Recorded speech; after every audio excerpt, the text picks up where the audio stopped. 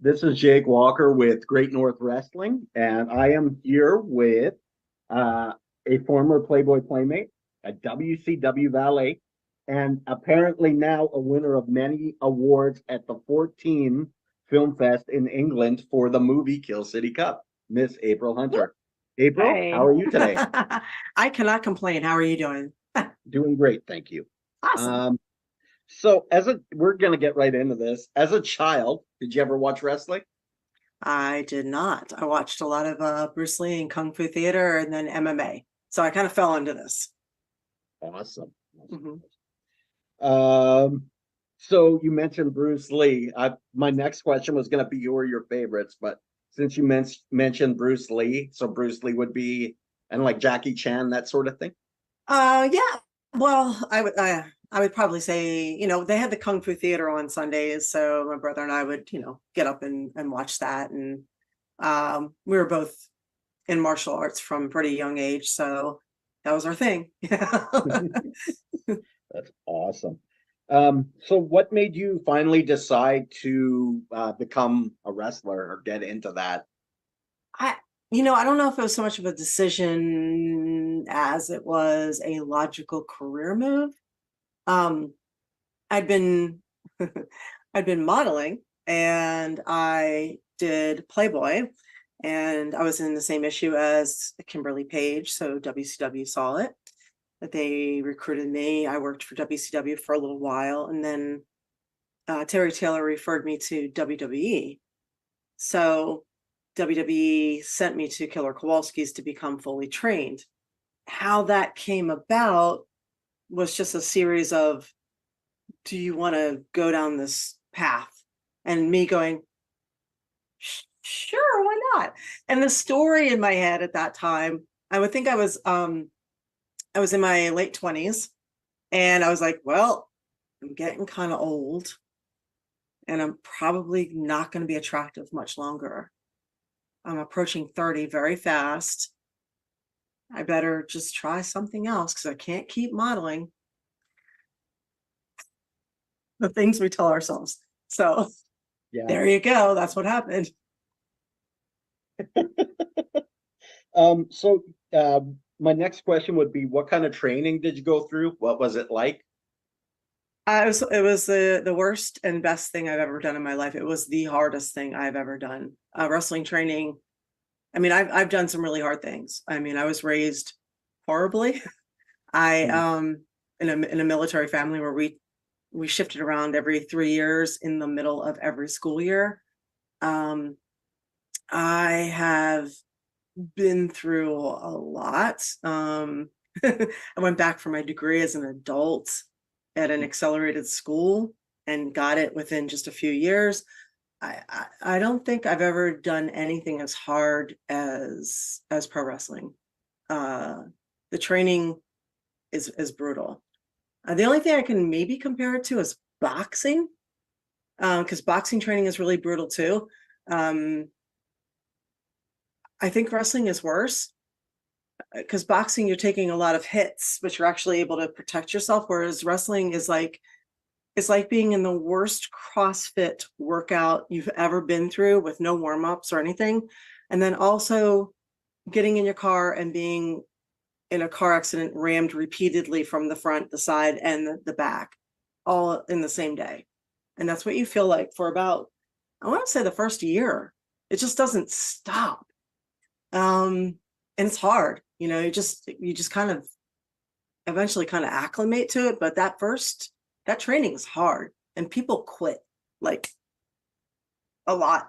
And then of course they try and make you quit too. So there's a lot. So that I would say it was one of the most mentally, physically, emotionally challenging things I've ever done. And I would say that's probably that way for anybody who's been through it, not just me. Yeah, I've heard a lot of horror stories and I've seen a lot of stuff. So I've Yeah. never been myself, but I've seen the situations that you guys Yeah. get yourself into, and yeah. So you went to Killer Kowalski School, you were saying. hmm Yeah. So how much interaction did you have with Kowalski With Walter, he was there every day. every So day? Yeah, he That's was there every great. day. He sat in front of the ring. He would usually leave by, we were there, let me think, we started at 4 o'clock. He would usually leave around 6 o'clock, getting to be dinner time. We were there till 7 or 8. Hmm. Yeah, but he was there every day. So saw him every day. We were there 4 days a week. So yeah, he was a good guy. He was very good to me. I was the only female in the class for the longest time. Hmm.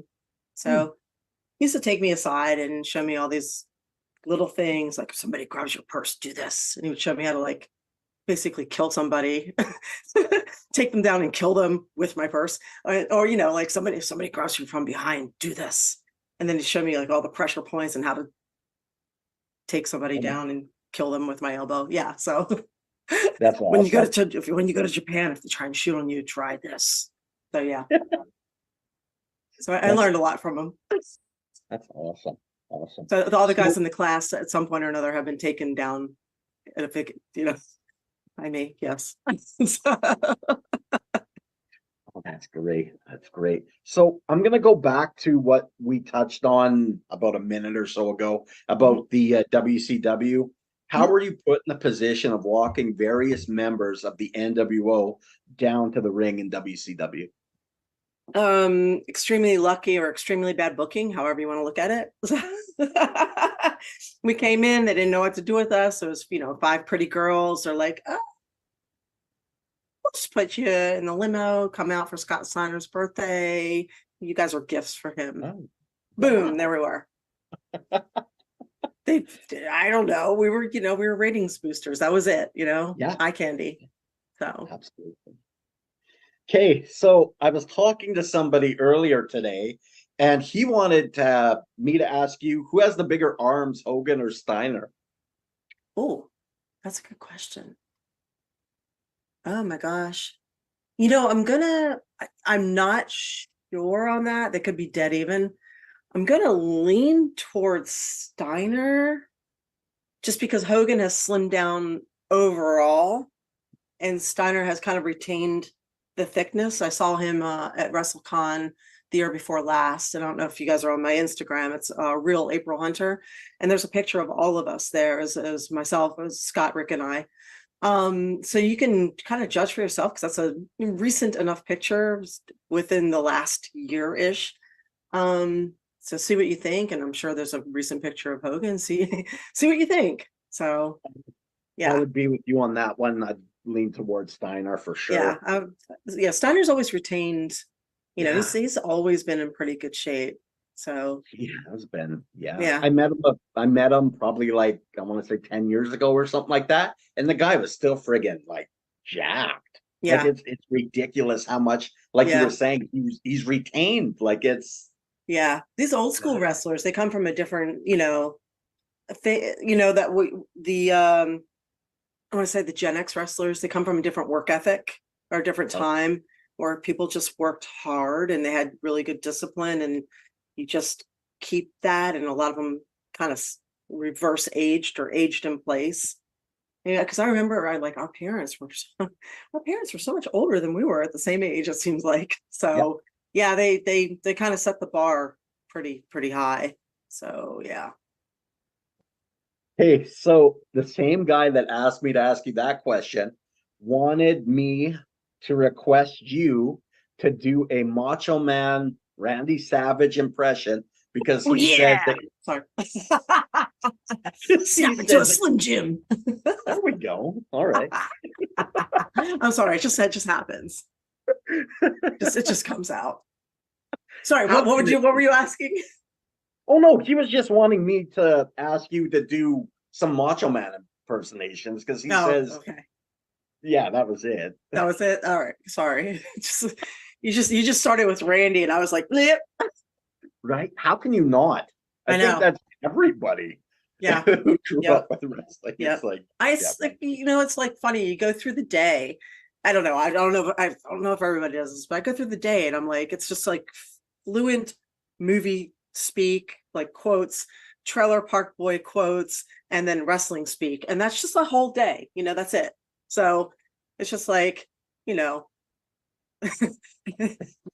that's just the way it is. It's literally, you throw in it's let's get two birds stoned at once, Bubbles. Oh yeah, it's just the whole day. So That's terrific. So you're a Trailer Park Boys fan too?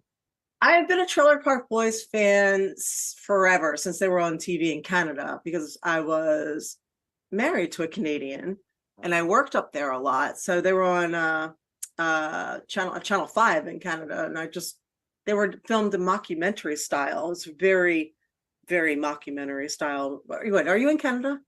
I am, yeah. Oh, then I'm not telling you anything you don't know. No. Okay. Yeah, I'm on Vancouver Island, so Okay. I know. Yeah, Alberta. So Oh, there you go. Yeah. Awesome. well then you guys know all about it, then I don't have to explain it. But for Americans who are not familiar, and we only got it when it came with Netflix, I remember watching the show, especially when it first started out. It was very grainy, very documentary, because they're kind of trying to fool the people into thinking this was real.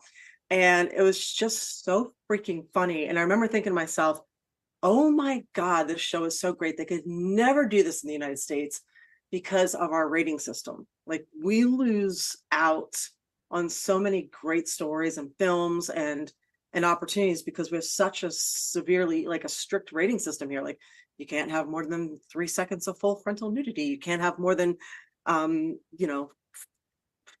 F words, or with every increment with every rule you break, the rating goes from G to PG to PG-13 to NC-17 to all of that. And as you go up, you lose more and more and more money. It's a stupid system. And everything here, it's either protect the kids. It's either always protecting the kids.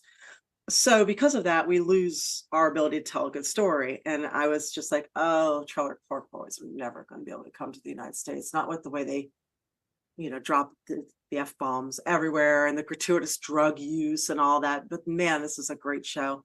And then Netflix picked them up. Yeah. And then they were here. Yeah. So, yep. And then they were here. So I was wrong. Have you got the chance to meet any of them? I have not, but I have seen them live. In Tampa, they came to theater live. A couple of my friends up in Canada, they went to some of the wrestling shows and they were doing appearances there. So yeah. Oh, so cool. I think you'd appreciate this. I met Randy and Leahy at a wrestling show in Yorkton, Saskatchewan, Canada, on the prairies, and they were wrestling. Randy was called the Hamburger. Really? And it was the most hilarious thing. His member came out of his pants at one point in the match, and everyone was like pointing and laughing, and Randy's just like, he had no idea what the heck was going on. Couldn't see it. You couldn't see it. There was a visual blockage right there. Exactly. Yeah. And I mean, the most down-to-earth guys too. And Leahy lived that role. Like, he lived that. I heard he never broke kayfabe on that. Yeah. No. I heard he was also stone cold sober. Like, he never drank a drop. How? So, like, that is such good acting. I don't know. Well, I heard with wrestling, like they say the heels in real life play faces, and faces in real life love to play heels. And I would say that's true. So I guess the same thing, alcoholics love to, or rather, sober people love to play alcoholics. Yes. You mimic what you see.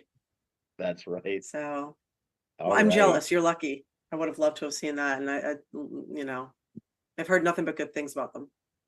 If I would have known, I would have grabbed that picture that I have of the two of them signed, and I would have shown you, but that's advice I have to younger wrestlers. Always get pictures with people. Always. I don't care if they tell you, oh, you're a mark or whatever. Screw those people.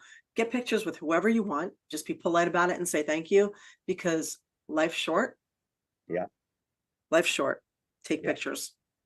Don't worry about what people say. Absolutely. I agree with that. All right. So now we're going to jump over to a bit of TNA with you. How did you land a job with NWA TNA in 2002? I didn't land a job with them so much as the situation was, it was weird. They just started. they were doing these weekly pay-per-views at the time. I think it was $10. It was out of Tennessee, and you could watch get the pay-per-view every week, and people did. But they weren't using any female wrestlers at all. They seemed staunchly against it. And then having worked with the Jarretts, Jeff Jarrett is the one that reached out to me, and he said he was doing something with Alan Funk with a Miss TNA crown, and did I want to wrestle him? So I was like, hell yeah. So, I just started school in like 2000. So I was only 2 years in, maybe. Not even, probably a year and a half. I was fresh, wet behind the ears and everything. But it was a hell of an opportunity to get on TV and have, be seen. Because when I did get to school, what happened was ECW and WCW folded at the exact time that I got to school. So I kind of, even though I was referred there from WWE, I got lost in that whole shuffle of what contracts are we going to keep, who are we getting rid of, all that stuff. So when it came time to go anywhere, I just started going to Japan and Mexico and Europe and Canada and England and all that instead.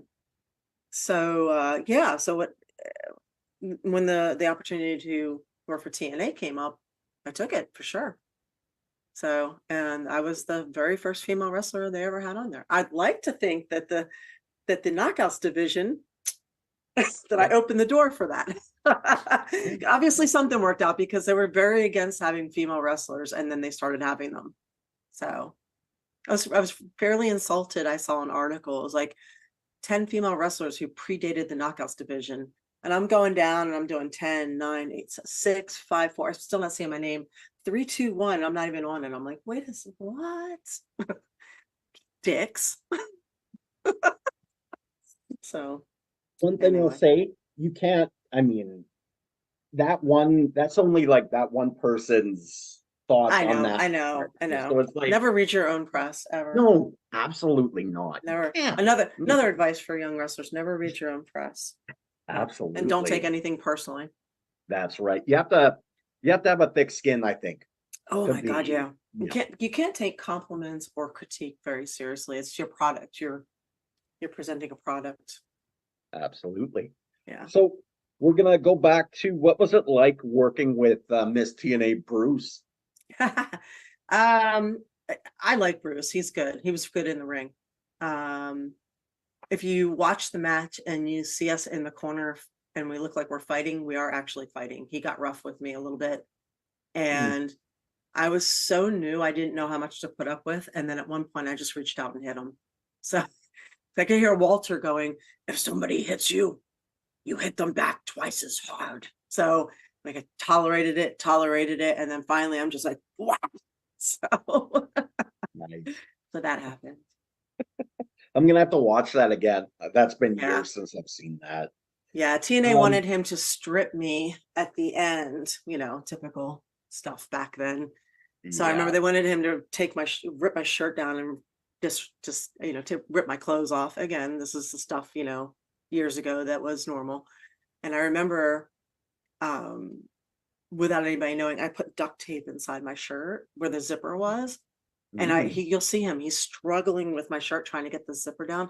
I taped that MFR up. So yeah. So it ended up like he's struggling, couldn't get it done. So yeah, I did not get stripped. Maybe that's why I didn't go back after that. I don't know. Right. I'll take my clothes off. It'll be shameless, because everybody knows that's how you get famous. Oh well. Any memories of working with Eric Watts? I vaguely remember that match. I had matches with TNA. It was Alan Funk, Eric Watts, Desire, Taylor, and help me out there.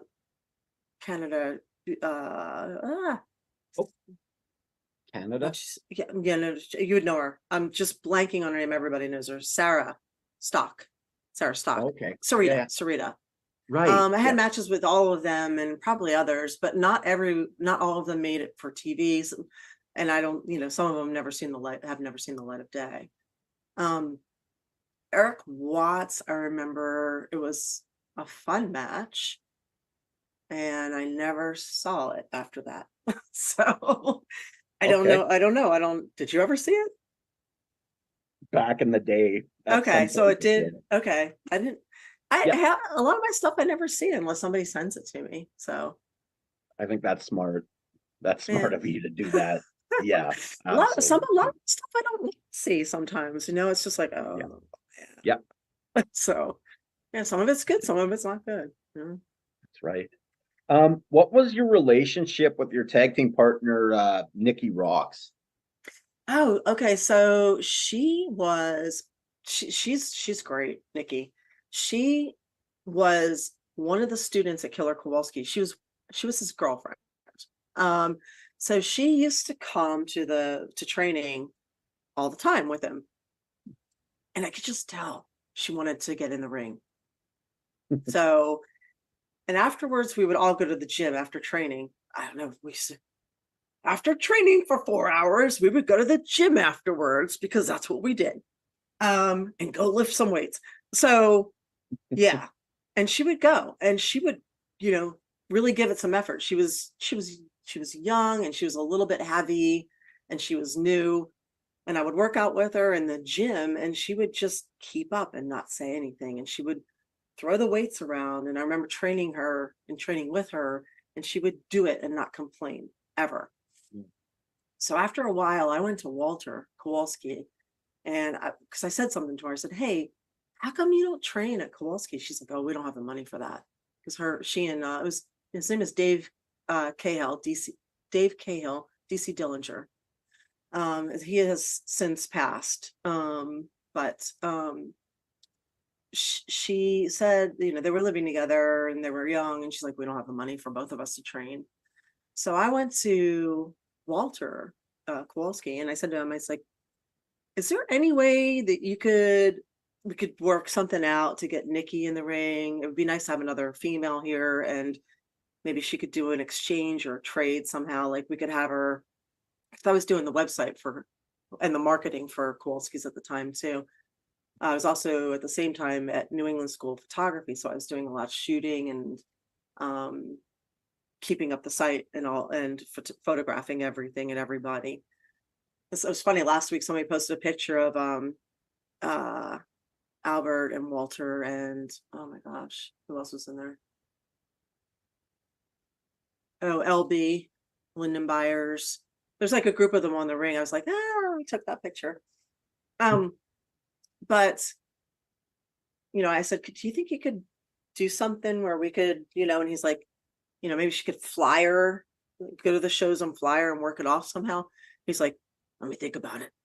Comes back in the next thing. He's like, "I think we can do it."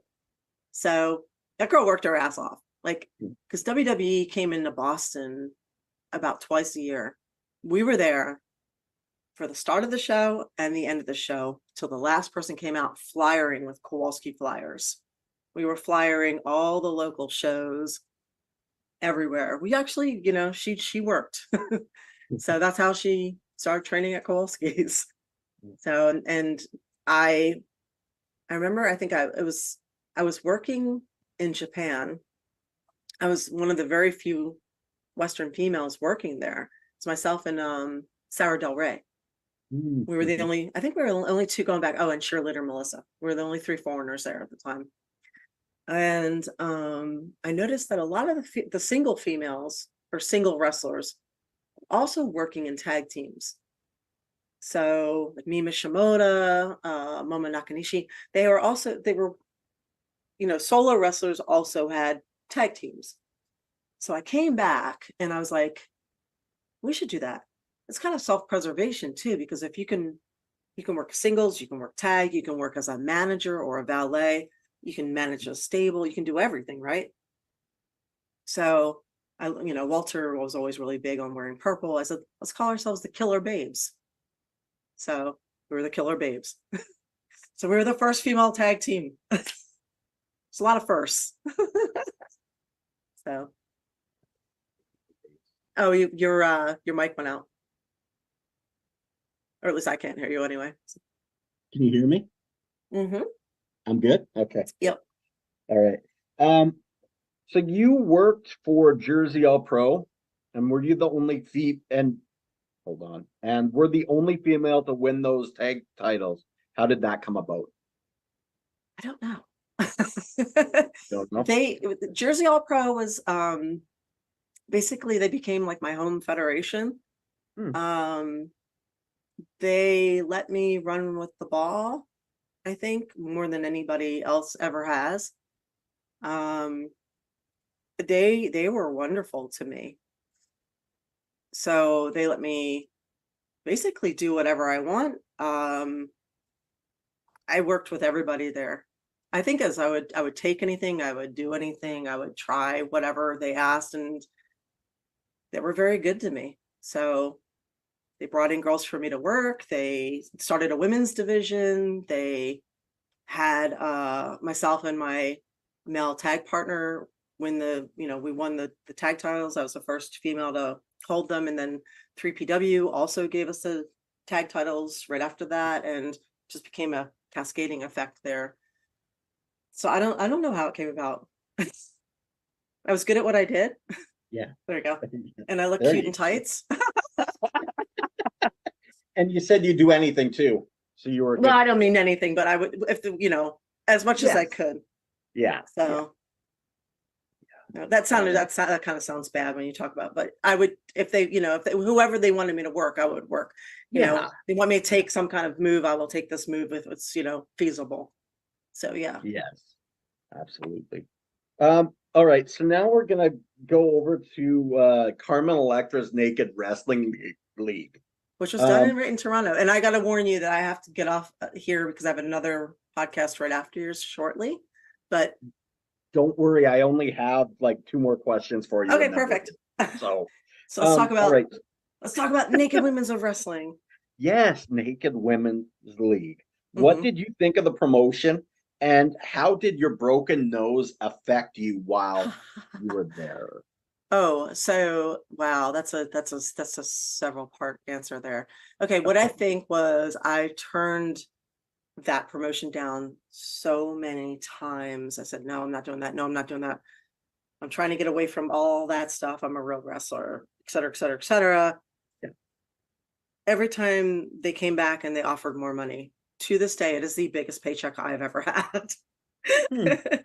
They paid me a ridiculous amount of money for a match. And then we also did Maxim, and they did a Penthouse one too. When Penthouse turned Playboy style, they came in and had us do that as well. So because for a minute there, Penthouse decided to go the way of Playboy.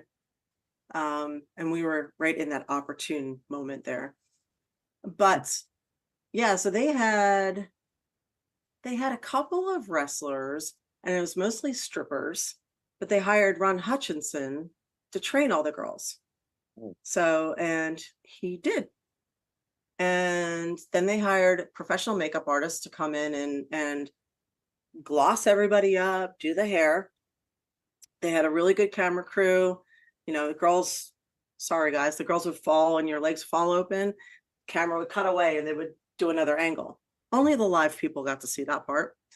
And Jimmy Hart walked me down, which Jimmy Hart lives around the corner from me now. It's funny. Jimmy Hart walked me down. He was my manager. And I'm taking my stuff off and I'm disrobed. And, I see him at the grocery store recently. I'm like, hey, what's like, he looked at me like he had no idea who I was. Like, just, I've got no makeup on, my hair's in a ponytail. And he's just like, you could tell he had no idea who I was. I didn't want to say, yeah, all right, nice to see you again, Jimmy. So, but yeah, we did a run through on the match. We had a really nice match planned. It was Melissa Coates and I, as good as we could, because she was only partially trained. But she had an amazing look. So unfortunately, on the run through, we were doing a hip toss, and she just, I don't know what happened, but she just boom right in the face. And that was one of those, normally you feel it afterwards, but I felt that when as soon as it hit, I landed, I was like this, and then I just blood everywhere. And it was funny too, because they just said, we cleaned the mat. It was pink. We cleaned the mat. Don't screw up the fucking mat. Sorry. And so blood everywhere. Annie Social was there. I'm like, Annie, do you have tampons? She's like, yeah. I said, can you get me a couple? So I'm doing the tampons up the nose thing, which works if you have a bloody nose. And then Ron Hutchinson is calling around various hospitals in Toronto to figure out which one has the least wait time to, because this is Friday night. He's like, oh God, it's Friday night. And we found one. I was in, and the week before previous. Now listen, Americans, okay? Okay, Canadian healthcare here. I was in 15 minutes. The week prior, I had been in Mexico, and I thought my ankle was I don't know if it was fractured or something wasn't right.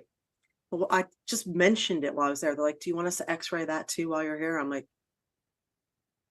I don't need a separate appointment and a separate copay for that. They're like, no, you're already here. Just do it. You're shaking your head like this happens all the time. That happens all the time there? Oh my God. Yeah. All right. So yeah. So they straightened this, they cauterized it, they did the whole thing. Then they looked at my ankle. It was sprained. They fixed that up. And I'm like, huh. And I was on my merry way within an hour. I'm like, huh. That was my first experience with Canadian healthcare, where apparently your dog will die before you'll get seen. Or your dog will get seen quicker than you will. You'll die waiting. Is what we were told.